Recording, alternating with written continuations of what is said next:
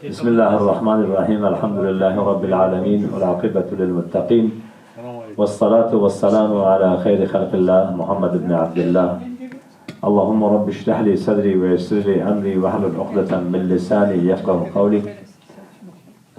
بازم ما شما در سوره محمد قرار داریم. سوره محمد سوره 47 قرآن در پایه 26 قرار داره. در رابطه با سوره محمد صحبت‌های در ابتدای سوره داشتیم، ولی ما آیه‌ای که در سر خواندن ازو هستیم در این سوره آیه 13 است. ادامه میدیم، کوشش میکنیم تا آخر سفر بخونیم و قبل از همه از الله ذوالجلال استدعا میکنیم، تمنا میکنیم، امید داریم که همه چیزی که در رابطه با کلام برحقی از او ما میخوانیم الله از ما قبول بفرماید. خداوند قبل از همه برای ما اخلاص در عمل و صدق در قول نصیب کنه و خداوند ذوالجلال این قرآن کریم برای ما در روز قیامت شفیع بگردانه و به برکت از این قرآن، به برکت کلام برحقش مشکلاتی مصیبت هایی که در فامیل هاست، در هر جای هست، در دنیا هست و مشکلات را خداوند به لطف و کرم و مهربانی خود حل بکنه و دستی از او همه چیز.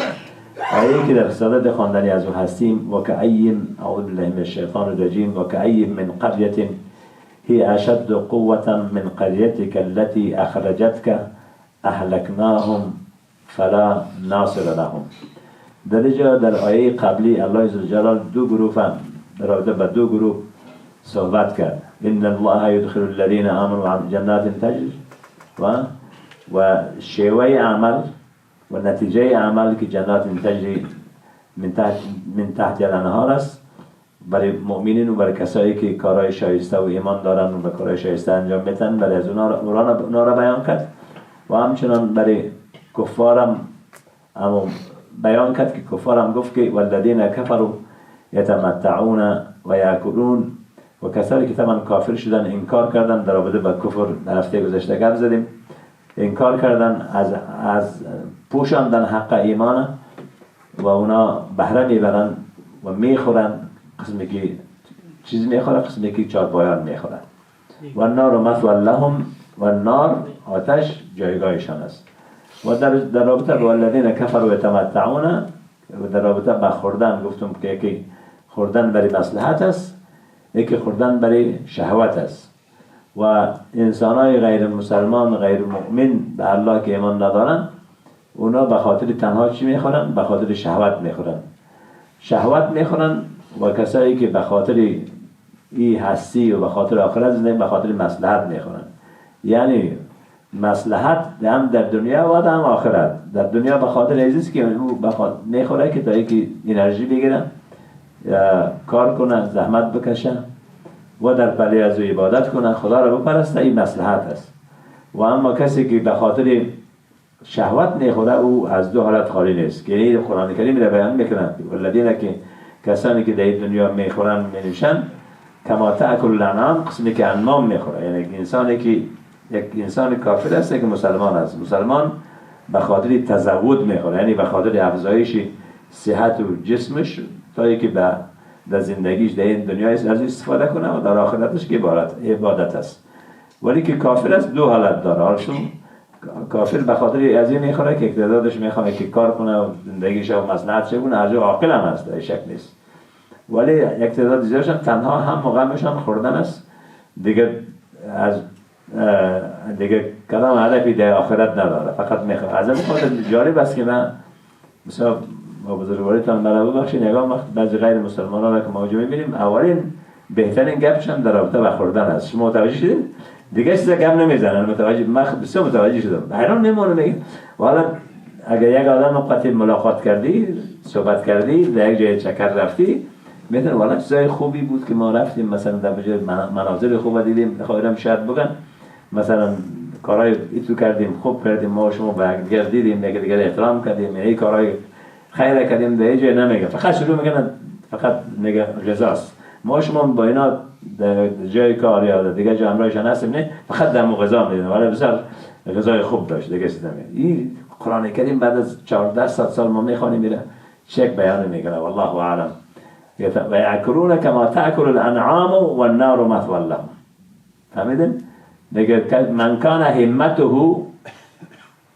الاکل، یک عربی مثال ده، من کان همته الاکل فقیمته ما یخرج منه. معنیش این است که کسی که همتش تمام تلاشش این باشه که خوردن باشه، میگه و ارزش از اون مثل ارزش چیزی که از اون میبره، عبارت از تبول و تقوت است. خاطر اینکه دیگه هدف نداره در زندگی.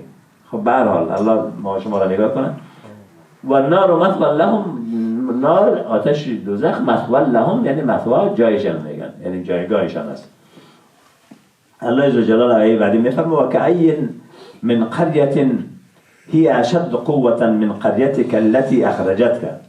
و بسیاری و کأی همیشه کأی دیدین بسیاری ترجمه کردین، بسیاری از قریه ها، بسیاری از قریه، من قرية یعنی از قریه یعنی شهرها، هی اشد قوة او بسیار نیرومندتر و سخت نیروتر، من قریتی کلتی از قریتی که از قریه از شهری که تو بودی ای پیغمبر، اخرجت که بیرون کردن تو را، اهلکناهم یعنی اونا را هلاک کردیم، فلا ناصر لهم میگه اونا پس که مگری نداشتن.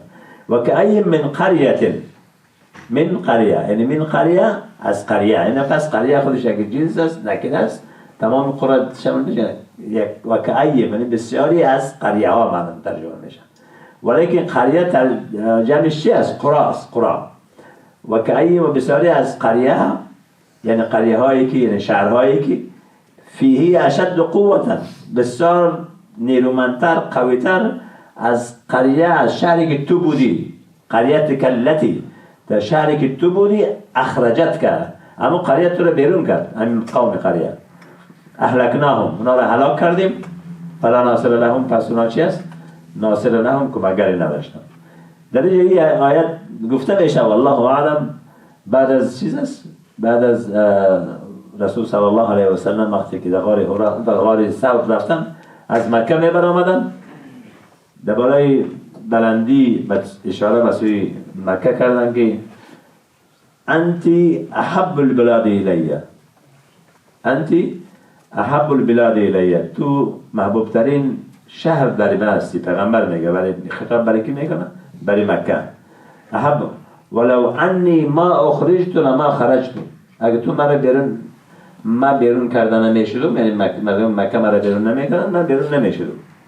سوال پیش یک جای در رابطه با وطن صحبت میگیم یکم تا میگن حب الوطن من الایمان و این حدیث کمی ضعیف است، ولی کسی که زادگاه یک جایش باشه اما زادگاهش دوست داره، فهمیدین؟ ولو که یک 6 سال استاد کرده در اینجا زندگی کرده 45 سال دیگه در دیگه جاست، همیشه در خاطراتش هست.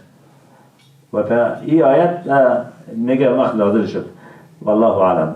پیامبر صلی الله علیه و سلم خداوند میفرماید که یعنی قریه‌ای که یعنی شهری که تو زندگی میکردی، یعنی شهری که مردمش که تو را بیرون کردن، یعنی شهریش که در مقابل تو قرار گرفتن، وحدانیت و توحید نپذیرفتن، و این قریه های در گذشته بوده که بسیار قویتر از قریه تو بودن که باید از مکه باشه. اونا در برابر حق ایستاد شدن نتونستن، از بین رفتن. خداوند میگه ما اونا را هلاک کردیم، قریه های عاد و ثمود. ما روز زمینه دوستا کم میزدن، مثلا شما در مدائن سال یکم برنامه عمره را بگیرین، ما شما بریم یکم عمره یک سیر علمی وری میشه، ما باز بسیار جای شما را میبریم که در قرآن شما خواندید. فهمیدین؟ امیر دست شبیه گیرین، فهمیدین؟ دست شبیه گیرین که ما شما را مدائن صالح ببرم، در دیگه جای ببرم که ببینین آثاری. شما در مابین صخره ها خانه های را ساختن که حیران میمونین که چطور این صخره این بشر هم عجیب در گذشته چیزی بودن و کانو یرحیتون. این مردم مکه خیلی کار کردن نمیتونستن، ولی اونا را خدا علاق کرد که با وجودی که در هر چیز بلد بودن. یعنی بخاطر است والله اعلم فلا ناصر لهم. گفتنی در این موضوع زیاد است و به هر حال هم قبض است. یعنی خداوند ذوالجلال میگه که یعنی همون قریه‌ای که مردمش تو را بیرون کردن یا رسول الله، او قدر قوی‌تر نبودن از قریه‌هایی که از شهرهایی که ما اونا را هلاک ساختیم، از اینکه قوی در نبودن، ولی اونا را هلاک ساختیم. شما چی هستید؟ اگر بخوایم هلاک بکنیم شما هیچ چیز نیستین. یعنی مردم مکه را میگه. خب به هر حال افمن کان علی بینة من ربه، آیا کسی که کان بود علی بینة بر یک دلیل واضح و آشکار از پروردگارش، یعنی کسی باشه و کسی که در دلیل روشنی از در برابر پروردگارش باشه، یعنی دلیل روشن از طرف پروردگار داره و او را ایمان داره. کمن آیا مثل کسی است که زوین له زیبا نشان داده شده برش، زوین له یعنی آراسته شده برش، سوء عملی اعمال بدش، یعنی عمل بدش برش آراسته شده، این برابر است؟ طبعا به اینجا برابر نیست. افمن کان علی بینة من ربه، آیا کسی که بر یک دلیل واضح و روشن از طرف پروردگارش باشه مثل کسی است که برش آراسته شده، عمل بدی از او برای آراسته شده و برابر است؟ جوابش نیست. و اتبعوا اهواهم، چرا آراسته و چرا برابر نیستن؟ و اتبعوا اهواهم یعنی اونا پیروی از هوا و هوس و خواهشات نفسی خود کردن. فهمیدن؟ افمن کان علی بینة من ربه کمن زین له سوء عمله، مثل کسی است که برش اعمالش زیبا نشان داده شده، آراسته شده. زین له همیشه تزیین عمل از طرف شیطان میشه. فزینوا لهم اعمالهم. در قرآن کریم بسیار زیاد این آیات ذکر میشه. فزینوا لهم اعمالهم، پس زیبا نشان میده، آراسته نشان میده، خوب نشان میده اعمال انسان. به خاطر از اینکه یکی شیطان است دیگه، خود نفس انسانی هم اماره بالسوء همونطور است. میفهمین چرا؟ به خاطر از اینکه انسان یکم وقت یک کار را میکنه فکر میکنه که من صحیح میکنم، اما هوا چی را میگه؟ پیغمبر صلی الله علیه و میگه که آفت الرأی الهوا، والله اعلم. آفت الرأی الهوا یعنی هوا و حواس خود است. آفت الرأی یعنی فکر تو، اندیشه تو، آرای تو مشکلش چی است؟ خواهشای تو است. اگر امی از انسان دور شوه انسان آرام میباشه. فهمیدین؟ ما قبلا در شما گفتم وقتی که با یک انسان با یک موضوع بحث میکنی، او انسان در مقابل نشنوه، فقط کالبد سیل میکنه، ولی در ذهنش هوایش است. در ذهنش تو خطر میکنه که چطور برای جواب بتون. یا این نیست که از همون خود انگلیسی ها بسیار خوب چیز داره میگه اوپن مایند باش. اوپن مایند باش مشکل حل میشه. در ذهن در خاطرات ما و شما این تو باشه که من باید گپ از رو چطور رد کنم. وقتی که در این حالت که باشه گپ از رو خوش نمیفهمید که جنگام از همون خاطر نامش ماندن میسکانسپشن. میگه فهم این بسیار جالب است. قرآن کریم در جمله که واتبعوا اهواهم، فهمیدین؟ ولن اتبعت اهواهم در دیگه جای قرآن کریم میاد. خداوند پیغمبر میگه که اهوای از اونا یعنی خواهشات نفسانی کفار پیروی نکن. ولو اتبع الحق، باز خودش میگه پروردگار.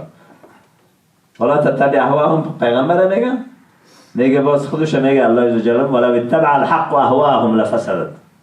میگه اگه خداوند خواسته باشه که از مطابق به خواهشات از اونا میگه دیزایر که اونا دارن اگر چیز میگه فاسد میشه در زمین، چرا که اونا انسان است، مخلوق خداوند است. هیچ وقت خالق با مخلوق برابر نیست. والله اعلم. واتبعوا اهواهم. خب دیگه همینجا خلاصه میکنم آیات میریم آیه بعدی. الله عز وجل میفرماید آیه بعدی مثل الجنة التي وعد المتقون، صفت یا مثال جنتی که وعد المتقون یعنی وعده داده شده برای متقون. شرح میکنیم بعدا. او جنت، در او جنت چی است؟ فیها ضمیر به طرف جنت است. انهار من ماء، نهرهای من ماء از آب است، غیر آسن. فهمیدین؟ یعنی آلوده و بدبوی نیست. غیر آسن، غیر آلوده و غیر بدبوی است، یعنی مای پاک، آبی پاک و صاف است. و انهار من لبن لم یتغیر طعمه، و نهرهای از لبن، از شیر، لم یتغیر طعمه، که طعم از او لذت و ذائقه از او تغییر نخورده است. همین. و انهار من خمر، و نهرهای از شرابی که لذت للشاربین، شرح میکنیم برای لذت للشاربین، بسیار لذیذ خوشمزه برای نوشوننده های آنهاست. و انهار و نهرهایی که من عسل مصفا، از عسل تصفیه شده. نه تنهایی است، باز میگه ولهم فیها، و برای آنها هست در آنجا، یعنی فیها ضمیر به طرف جنت است، من کل الثمرات، در وجه در رابطه به نوشیدن بود، در اینجا به رابطه به خوردن است. من کل الثمرات، از همه میوه ها. و مغفرت، ای در رابطه به نوشیدن است، حالی در رابطه به ایست که و مغفرت من ربهم، یعنی مغفرتی از طرف پروردگارشان. بازیر خداوند وقتی که بیان کرد، مقابلش بیان نکنه که عبارت از چی است؟ عبارت از کفار است. او ناچه بگه خداوند زلجلاله میفرماید کمن هو خالدن، آیا مثل همون کسی است که نعمتایی که برشان ارزانی شده در جنت، نوشیدنی ها، خوردنی ها، میوه، مغفرت، فهمیدن؟ کمن هو، آیا او مثل کسی است که خالدن جاویدان از در آتش، یعنی دوزخی‌ها را میگه، مثل از اوناست نیست. و اونا را چه می نشانه؟ و سقوا ماء حمیما، و نشانیده می شود، نشانیده شده ماء، آبی که حمیما، بسیار گرم، گرمی که فقطع امعاءهم، فقطع امعاءهم یعنی پاره میکند معده‌هایشان را. فهمیدید؟ این در رابطه با اما دو گروه که یک مؤمنین موحدین است، یکی کفار هستند. در اینجا ببینیم این آیت که نشهر زیاد کار داره. مثل چی معنی؟ یکی مثل است، یکی مثل است. من قبلا برای شما گفتم که مثل تشبیه میده یک چیزه، ولی او زیاد میباشه. فهمیدید؟ مثل یک نفر، یک مفرد است در بس اوقات، مثلا فلانی مثل فلانی است، خلاص میشه. مثل که میگه مثل الذین کفروا، نه مثال کسایی که کافر شدن، مثال مردم، نه بعد از خداوند مثال میده. مثل الجنة التي وعد المتقون، مثل زیاد ذکر میشه در قرآن کریم، که مثل است که مثل است. فرقش این است که مثل فرد است، فهمیدید؟ مثل برای جمع است که بعد از او دیگه تبعاتی از او با هم میاد، از خاطر مثل میگن. این در رابطه با مثل الجنه، و قبلا برای شما گفتم جنه هر از ماده جیم و نون است. جن چی معنا؟ یعنی هر چیزی پوشیده و مستور است. اینا میگن جن، به خاطر از اینکه جنت، چرا جنت میگن برای شما؟ به خاطر اینکه پوشیده است. مجنون، چرا مجنون میگن؟ به عقلش پوشیده است. فهمیدین؟ مثلا جنت است، مثلا باغ است، در باغی که مثلا در اونجا چی میباشه؟ پوشیده است، آسمان کم دیده میشه، باغ است، این تو تراکم است با هم، از خاطر دیدن نمیشه. و جن به خاطر از جن میگن دیدن نمیتونه، اون ما رو میبینه، ما رو میتونیم جن. به خاطر جن، جنت، مجنون، همه یزی با هم یک کلمه داره که از جیم و نون است، که عبارت از پوشیده شده و مستور است، یعنی فهمیده نمیشه. جنت در اینجا پیش از که در این موضوع بحث کنم، برای شما بگم که این تنها مثالش است، اصل حقیقت ما نمیفهمیم. چرا؟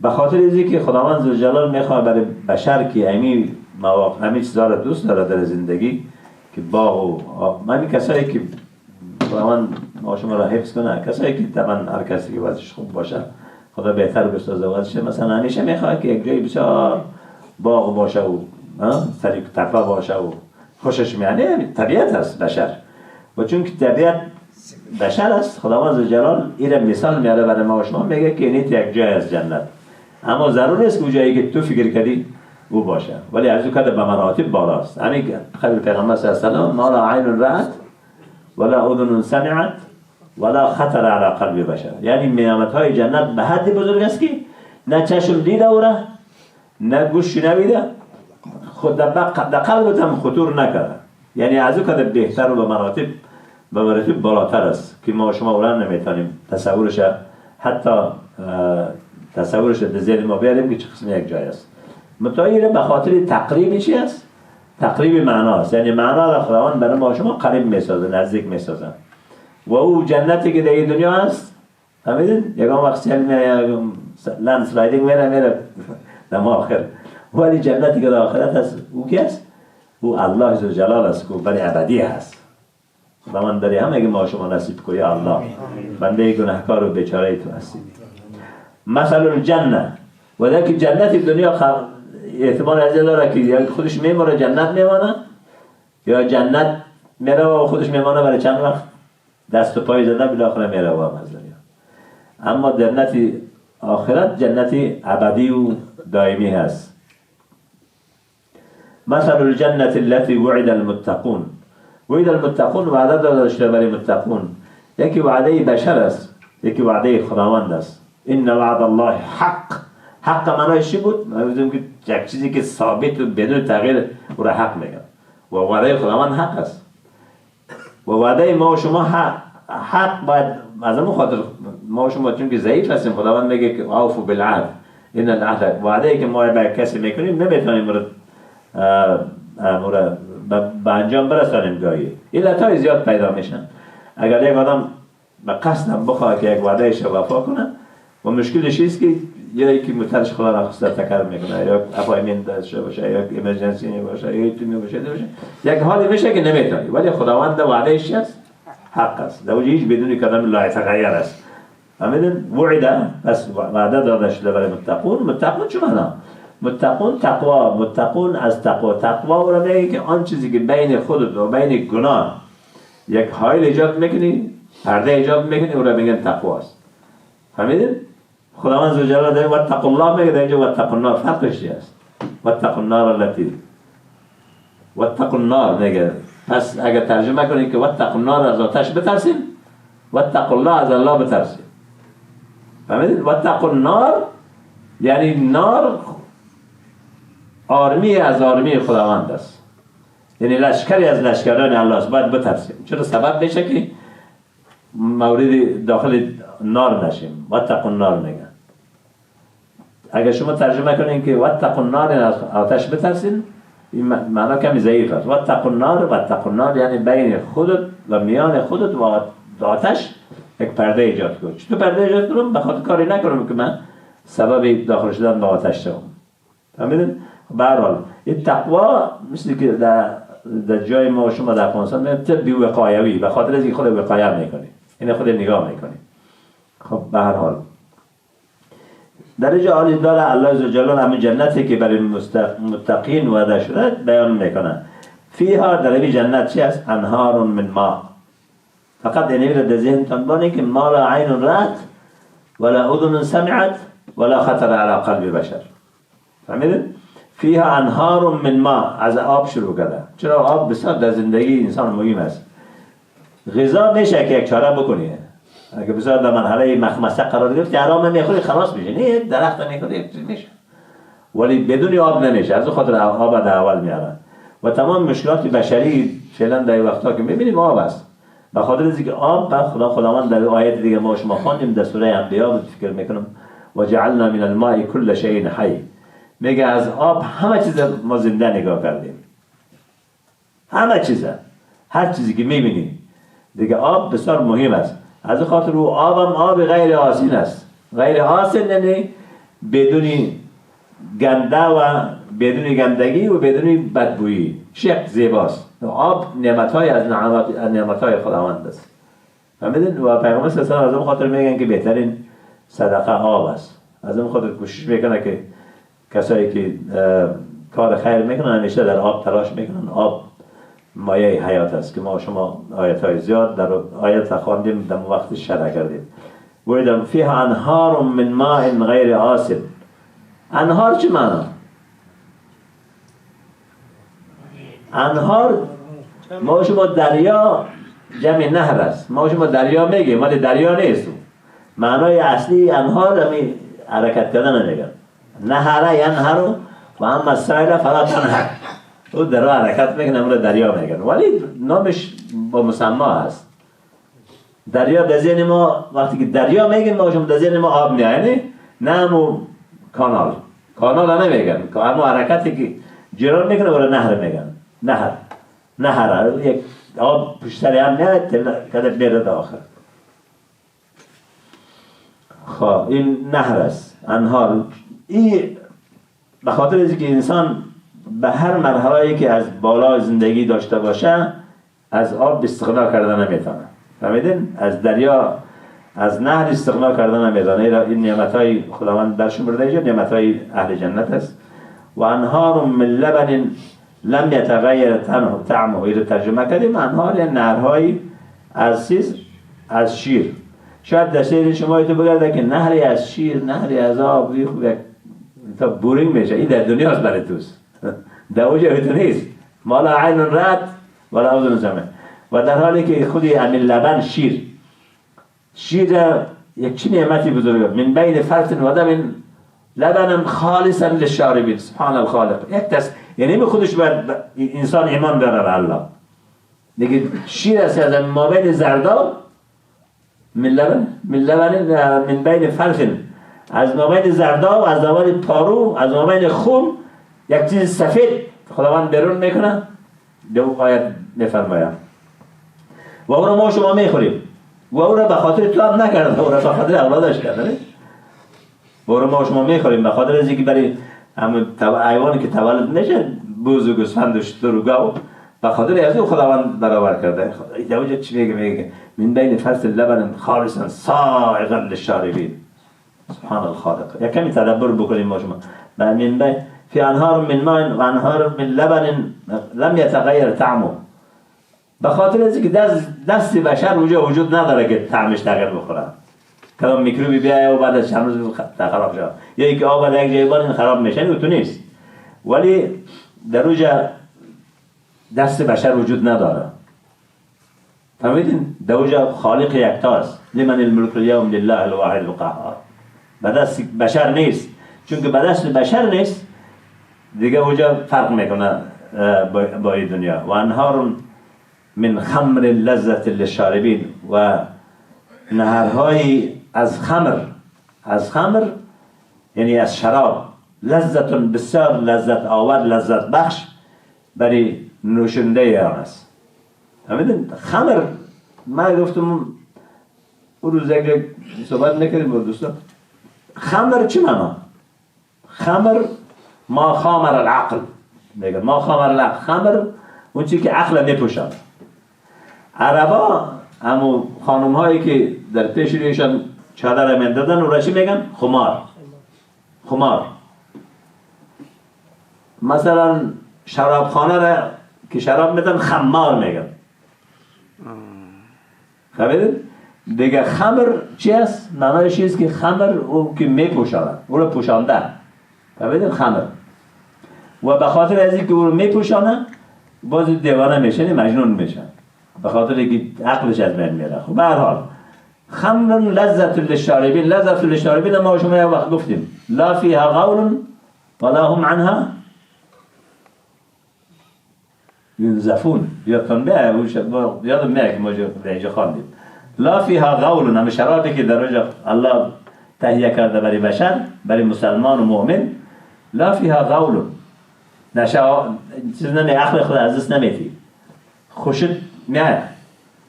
میاد در تأثیری بسیار مثبت میکنه ولی عقل تازه نمیده که یک پرابلم جور کنه در آخرت.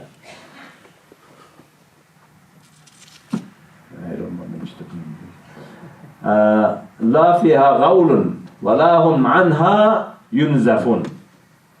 ينزفون یعنی پس نمیگردن. اکرمکم الله. ما شما میبینیم که کسایی که شراب میکنن پس میگردن. نه گپ نیست. لذت للشاربین. لذت یعنی لذت بخش برای چیز؟ برای شاربین، برای کسایی که می نوشند. و انهار من عسل مصفى. و نهرهای از عسل تصفیه شده. عسل پیور میگن در انگلیسی من پیور هنی. دیگه عسل تصفیه شده. نمیدید؟ این در رابطه به نوشیدنی ها بود. الله عزوجل مثالش داد برای ما. ولی در اوجه از این قدم به مراتب بالاتر است. به خاطر چرا این خوب است؟ به خاطر که دست بشر در اوجه دخیل نیست. تنها الله در اوجه چیز است. الله در اوجه دخیل است خودش در اوجه این نعمت ها را برای مسلمان ها ارزان داده، برای مؤمنین. و لهم فیها. ولی از موضوع نوشیدن خلاص شد. الله میفرماید نعمت های دیگر را ذکر میکنه. من کل ثمرات، از همه میوه ها. این نیست که در وجه فقط در ذهن خاطره ایت آمد که کلان میوه خوشت میاد، اما تو میوه پیشت میاد که ما شما را خواندیم و منکو از همین میوه ها وقتی که خوردن بود، نوشیدن بود، میوه بود، همه چیز بود. فرقش در این دنیا وی است که در این دنیا میخورید مرخطا بشی در طرف تشناب میگیری، جنجال میشی، یا تخمه میگیره، یا شکر میگیره، یا فشار میگیره، یا مثلا کلسترول بالا رفت. در جای گپا نیست. فهمیدین؟ دیگه هر میوه‌ای که انسان اشتها ولکم فیها ما تشتهی انفسکم، در دیگه جای قرآن میگه و برای شما آن چیزی که اشتهای شما میاد. فهمیدین؟ و مغفرت من ربهم، به گپا خلاص شد. اصل اساسی گپ اینجاست که و مغفرت من ربهم، و مغفرت از طرف پروردگارشان است. این نعمت‌های خداوند ذوالجلال است که وقتی که همه نعمت‌ها باشه، فهمیدین؟ همین نوشیدنی هایی که الله ذکر کرد، اینجا میوه ها را که الله ذکر کرد، اگر مغفرت نباشه هیچ است. یک مشکلی در ذهن و در حافظه و در قلب ما وجود داشته، حالا چطور میشه؟ گناه ما خدا بخشیده نه بخشیده، چطور میشه در این خداوند یک موضوع حل میکنه و مغفرت من ربهم. خلاص خداوند میگه مغفرت از طرف پروردگارشان. باز خداوند ذوالجلال به خاطر تذکیر نعمت برای بشر میگه که برای مسلمان میگه که پس این نعمت هایی که انسان ها خداوند برشان ارزانی کرده، آیا همه کسی مثل کسی میشه که او در آتش دوزخ برای جاویدان برای دوجه است، در حالی که سقوا ماء، در حالی که در آتش دوزخ هم است و آبی بسیار سوزنده، به حد سوزنده است که فقط امعاءهم، فقط امعاءهم این پاره میکنه، فقط امعاءهم معدهشان هم رودهشان چی میکنه؟ امعاء جمع معن است. معن یعنی معده روده را میگن، یعنی روده هایشان قطع میکنه. دیگه خداوند ذوالجلال برای ما شما توفیق نصیب بکنه و قبل از همه الله ذوالجلال برای ما لطف کنه که از این نعمت های شما را در روز قیامت محروم نسازن و کلمات بر حق از ما شما بخواندیم اینجا و میخوانیم. پروردگار کریم رحیم این کلام بر حق از ما قبول بگردانه و قبل از همه اخلاص برای ما نصیب بکنه، صدق در قول نصیب بکنه و این کلمات تو را یا الله خواندیم برای ما را برای ما شفیع بگردان در روز قیامت. خداوند برادرایی که از خواب میمانند یا از دیگه کارا میمانند برشان عوضشان بدی به اجازه که در خاطر از اینکه مصروف کلام بر حق تو بودن. خداوند تو رحیم و مهربان هستی، ما را از مهربانی محروم نساز و این نعمت‌های جنت که ذکر کردی و ما را از این در روز قیامت محروم نساز و ما را مغفرت بکن یا رب العالمین. و صلی الله علی محمد و علی آله و صحبه.